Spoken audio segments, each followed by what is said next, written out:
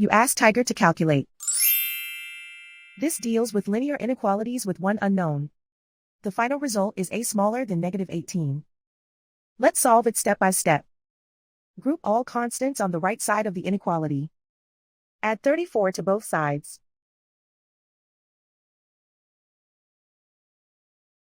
Simplify the arithmetic.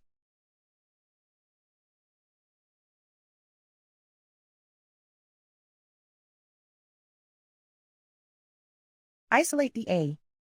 Multiply both sides by 9.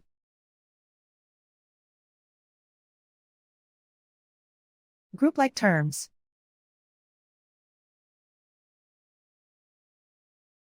Multiply the coefficients.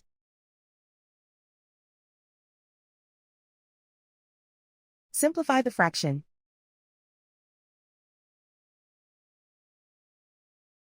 Simplify the arithmetic.